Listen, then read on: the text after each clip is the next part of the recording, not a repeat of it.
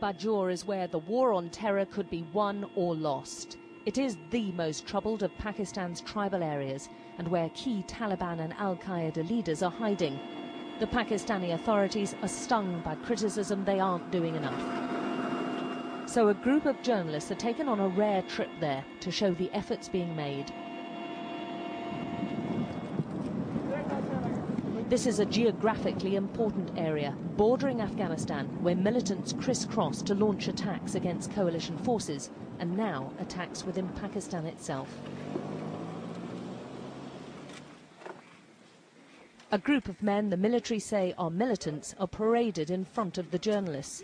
The Pakistanis say they've captured many and killed 1,000 within the past few weeks, including 5 top commanders. These men insist they're just religious scholars.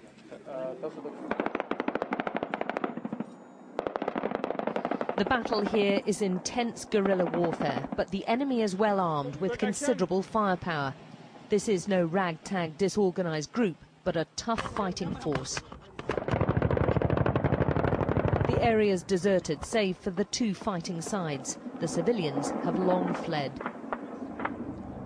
They are pounding Taliban positions just a short distance away. Both sides realise just how critical this battle is. This used to be a Taliban hub. Now it's been taken over by the Pakistani military. They are slowly demolishing the labyrinth of tunnels, bolt holes and mud compounds once used by the Taliban.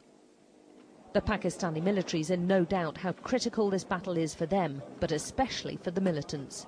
This is the center of gravity. If they lose it, they lose almost everything. And I think they are in the know of this.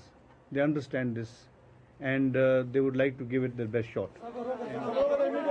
This is not a straightforward fight. The people here are poor and tribal, but they have arms, lots of them. They want to be on the side of the winners, and in the past 2 weeks, this village, we're told, has turned against the militants to fight alongside the Pakistani army. Could you ask these people what they will do if the Americans keep on attacking Pakistan?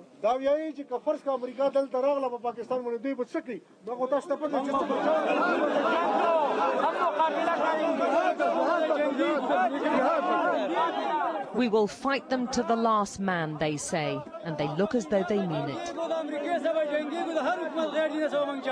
This is a frightening display of firepower. These people are furious. They're making it very clear they do not want to see any Taliban here, but also they don't want to see any American soldiers. We're ushered away. They don't much like Westerners here, and we're tolerated because of our military escorts. The American attacks have put Pakistan's new civilian government in a tricky spot. And at this meeting of tribal leaders, they were clear about the dangers of that strategy. If Americans continue their activities at FATA, these people will become sympathizers of Taliban. We don't have the name of the publisher, but the training pamphlet, if you just live through it, covers entire spectrum of terrorism and is a wholesome book which is provided to them. The captured paraphernalia of the militants is laid out. The Pakistanis insist the extremists are getting outside help, but they don't need any. Their president says they're a country at war, and the attacks are now in the heart of the capital.